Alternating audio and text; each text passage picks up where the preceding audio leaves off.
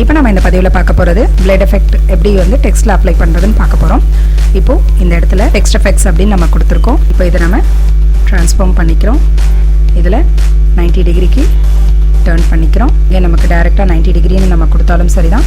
அப்படி இல்லை அப்படின்னா நம்ம லொக்கேட் பண்ணிக்கலாம் இந்த மாதிரியும். இப்போ பொசிஷன் பண்ணிவிட்டு ஃபில்டரில் ஸ்டைலைஸில் விண்டு இதில் கீழே டைரக்ஷன் ஃப்ரம் லெஃப்ட் இருக்கட்டும், மெத்தடு பிளாஸ்ட் அப்படின்னு கொடுங்க. ஸோ இந்த மாதிரி வந்துடும். இப்போ இதில் மறுபடியும் கண்ட்ரோல் கீ கொடுத்து நார்மல் பொசிஷனுக்கு கொண்டுட்டு வரதுக்கு 90 டிகிரிக்கு டர்ன் பண்ணிக்கலாம். ஸோ இங்கே மேலே டேரெக்டாகவும் ஸோ நீங்கள் ஆங்கிள் கொடுக்கும்போது இது எப்படி மாறுதுன்னு நீங்கள் பார்க்குறீங்க.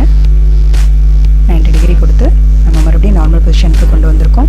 இப்போ இது தேவையான சைஸ்க்கு நம்ம இது ஏற்கனவே நம்ம ராஸ்டரைஸ் பண்ணதுனால இதனுடைய கலரில் இந்த மாதிரி ரெட்டில் அப்ளை ஆகாது. ஸோ இந்த மாதிரி ரெட்டில் அப்ளை ஆகாதப்போ பாக்ஸில் வச்சு செலக்ட் பிக்சல் கொடுத்தாலும் அப்படி இல்லைன்னா கண்ட்ரோல் என்டர் கொடுத்தாலும் உங்களுக்கு இந்த மாதிரி செலெக்ஷன் ஆகும். அப்போது நீங்கள் ஆல்ட் பேக் ஸ்பேஸ் கொடுத்து ஃபோர்க்ரவுண்ட் கலரை நம்ம இங்கே மேலே அப்ளை பண்ணியிருக்கோம். இப்போ இங்கே பார்த்தீங்கன்னா டெக்ஸ்ட் எஃபெக்ட்ஸு நல்ல பிளட் எஃபெக்டில் உங்களுக்கு விசிபிளில் தெரியுது.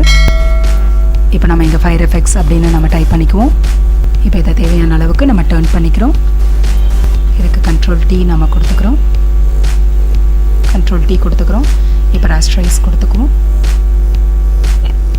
இந்த இடத்துல ஃப்ரம் ரைட் அண்ட் வெண்ட் அப்படியே ஓகே கொடுத்துருவோம். இப்போ இங்கே பார்த்தீங்கன்னா இதோட டெப்த்து வர்றதுக்கு கண்ட்ரோல் F 2 தடவை கொடுத்துக்கிறோம். இப்போ நம்ம டர்ன் பண்ணிக்கிட்டோம் to the as usual position. இதில் மோடில் போகிறோம். ஸோ முதல்ல இப்போ இதை கிரே ஸ்கேல் கொடுத்துக்கிறோம். அதுக்கு அடுத்தபடியாக தொடர்ச்சியாக இண்டெக்ஸ் கொடுத்துக்கிறோம். அதுக்கு அடுத்து பார்த்தீங்கன்னா கீழே அதுக்கு அடுத்ததாக கீழே கலர் டேபிள் இருக்கும், அதை எனேபிள் பண்ணிக்குவோம். இப்போ இதில் பார்த்தீங்கன்னா இந்த மாதிரி வந்திருக்கும். பிளாக் பாடி செலக்ட் பண்ணி ஓகே கொடுத்துக்கோங்க. அப்போ இந்த மாதிரி நமக்கு ஃபயர் எஃபெக்ட் வந்திருக்கும். ஆனால் இது இண்டெக்ஸ் ஆகிருக்கும். அதனால் நம்ம இதை மறுபடியும் மோடில் போயிட்டு RGB கலர்னு மாற்றுறோம். அப்போ நமக்கு இது பேக்ரவுண்டாக மாறிடும். இப்போ இதில் ஃபில்டரில் மறுபடியும் போகும். இங்கே லிக்விஃபை செலக்ட் பண்ணுவோம். இங்கே லிக்விஃபை செலக்ட் பண்ணிக்குவோம். அப்போ இந்த மாதிரி நமக்கு ஓப்பன் ஆகும். இதில் நமக்கு இப்போ இதில் நம்ம ஃபயர் எஃபெக்டில் நார்மல் மோடில் இருந்தால் நமக்கு இந்த மாதிரியான ஆப்ஷன்ஸ் மட்டும்தான் எனேபிளில் இருக்கும். அதனால் நம்ம இதை அட்வான்ஸ் மோடில் மாற்றிக்கிறோம். அப்படி மாற்றினதுக்கப்புறமா இங்கே பார்த்தீங்கன்னா சைஸு, டென்சிட்டி, ப்ரெஷர்னு நமக்கு இருக்கும். ஸோ தேவையான அட்ஜஸ்ட்மெண்ட் நம்ம கொடுத்துக்கிறோம். இந்த ட்வில் ஆப்ஷனை யூஸ் பண்ணி இதுக்கு தேவையான அளவுக்கு நம்ம டென்சிட்டி வச்சுட்டு இப்போ நம்ம இதில் கொடுத்துக்கிறோம். இப்போ இங்கே பார்த்தீங்கன்னா தேவையான சைஸு ஃபிக்ஸ் பண்ணி நம்ம இதை டெப்த் கொடுத்துக்கலாம். ஒரே இடத்துல நீங்கள் தேய்க்கும் போது நல்ல ஃபயர் எஃபெக்ட் ரிலீஸ் ஆகிறத நீங்கள் பார்க்கலாம்.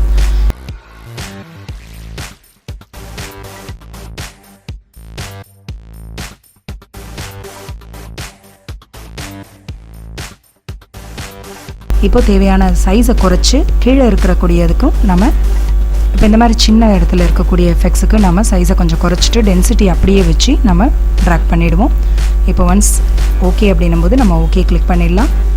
இப்போது நமக்கு இந்த வேர்டு பர்ஃபெக்டாக ஃபயர் எஃபெக்டோடு இருக்குது. இந்த பதிவு உங்களுக்கு உபயோகமாக இருக்கும்னு நாங்கள் கருதுகிறோம். நன்றி, வணக்கம்.